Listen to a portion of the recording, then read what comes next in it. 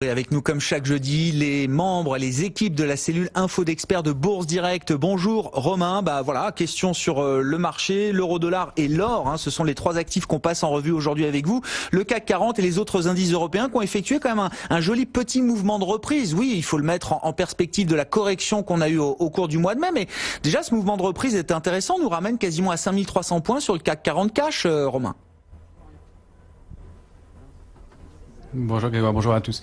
Oui, il nous ramène à 5319 points et demi sur le futur CAC 40. C'est un marché qui est extrêmement technique. Ce qui est intéressant de constater, c'est que, il y avait dans ce mouvement de baisse beaucoup d'allers-retours, des arbitrages assez rapides. On perdait 4%, on est remonté de 3 derrière, et puis là, le dernier bond de 3,70% sur le futur CAC 40 était un peu différent des autres. Alors, pas sur les contrats à terme, sur les marchés dérivés, sur le futur CAC 40, c'est l'indice duquel je parle. Là, il y a eu moins d'intérêt dans le rebond. En fait, il y a des positions ouvertes qui ont été détruites.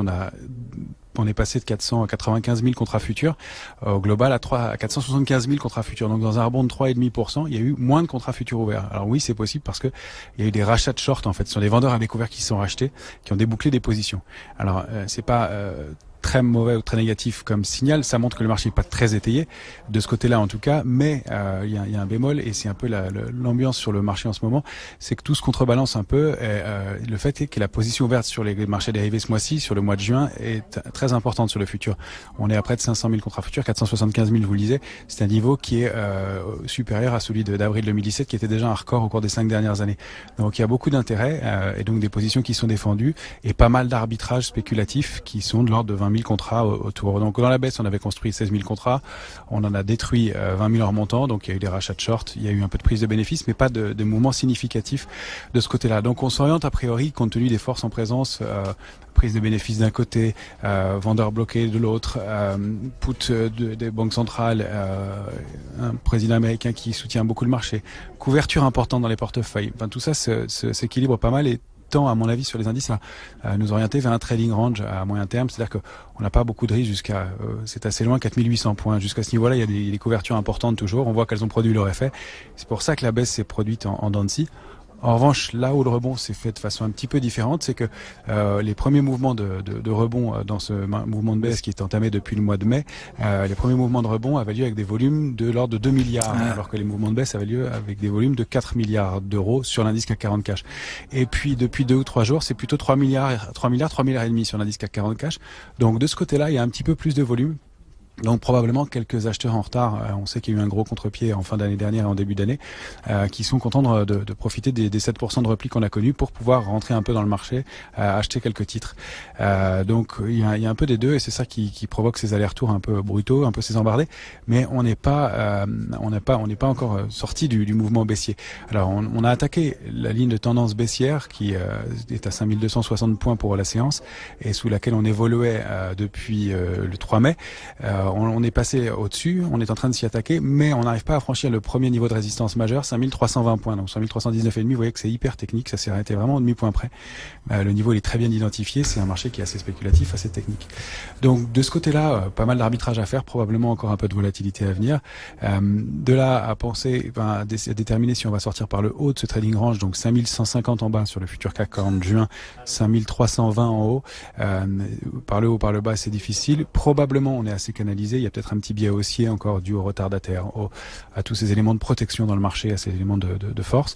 Maintenant, c'est pas pour des perspectives qui sont très importantes. Les potentiels de gains sont assez modestes.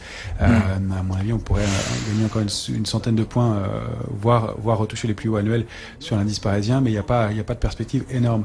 Donc des arbitrages. Ce qu'on constate du côté des valeurs, c'est qu'il y a un petit peu plus de détails dans le choix des titres. Alors là, c'est assez flagrant avec le secteur automobile aujourd'hui où Renault est vraiment sanctionné compte tenu de la nouvelle, mais on voit qu'on paye Peugeot et on voit que Valeo tient plutôt bien. Donc il y a peut-être un peu plus de parcimonie dans les dossiers. En revanche, le secteur globalement est un peu plombé, mais il y a peut-être un peu de recovery. Le secteur bancaire, vous en parliez, c'est toujours baissier et ça n'arrive pas à se reprendre. En revanche, on paye les secteurs, et là c'est là où ça n'a pas beaucoup changé, on paye les secteurs qui tenaient précédemment, le luxe toujours, qui tient beaucoup. LVMH a marqué un plus haut historique au cours de cette séance, 357 euros, je le dis, pour LVMH, 180 milliards d'euros de capitalisation boursière. boursière. C'est de loin la plus grosse capi française et une des plus grosses capis européennes, peut-être la plus grosse capi de la zone euro, hein, si on exclut le marché suisse ou le marché britannique. Il faut qu'on avance, Romain, je suis désolé. Sur l'euro-dollar, qu'est-ce qu'on peut dire? Et puis l'once d'or également, on n'arrête pas de me parler de l'once d'or depuis le début de la semaine et il faut en parler, j'imagine. Ouais, bien sûr. Alors, commençons par l'once d'or. L'once d'or, il y avait un signal haussier qui s'est déclenché il y a déjà 2-3 mois. Il avait été bloqué notamment par des stockages importants d'or au Venezuela. Ça avait un peu bloqué ce mouvement, mais ça n'avait pas invalidé. Il y a eu une zone de congestion de laquelle on est sorti par le haut. Le prochain niveau de résistance majeur, c'est 1359 $ l'once. Ça permettrait d'une accélération haussière. Mais alors là, c'est moyen long terme qui permettrait de rejoindre pourquoi pas 1678 $ l'once. Là, c'est du moyen long terme. À court terme, si on réussit à franchir 1359, on peut accélérer rapidement et aller cibler 1550 $ l'once. Donc ça, c'est une cible qui paraît plausible. Il y a un intermédiaire à 1477. Ça, c'est une cible qui paraît assez plausible. Les positions ouvertes ont commencé à remonter un peu la semaine dernière sur l'or. Donc il y a voilà, manifestement de l'intérêt. Ça, c'est à regarder. Et puis, ce qu'on peut voir aussi, c'est du côté de l'euro. Alors plutôt du dollar qui aurait tendance à baisser, mais l'euro, on l'évoquait il y a quelques temps, commence à donner des signaux de divergence, haussière depuis un an environ. Il est dans une structure en biseau, qui est une figure, un biseau baissier, qui est une figure, comme son nom l'indique pas, haussière. Et s'il arrive à franchir durablement, il faudrait au moins 3 clôtures. Eh bien, un 13, on pourrait accélérer un peu et aller chercher des niveaux au-delà de alors 1,1475 et puis 1,1520 et 1,1568 ensuite. Donc voilà les cibles, mais il y a un vrai mouvement qui se passe après une tendance baissière très canalisée et aussi une position ouverte qui a commencé à donner des frémissements et des légers signes de hausse. Un dernier élément qu'on peut donner, c'est à regarder du coin de l'œil, mais on peut remarquer une petite corrélation qui a lieu depuis quelques semaines maintenant entre les crypto-monnaies et les marchés indices.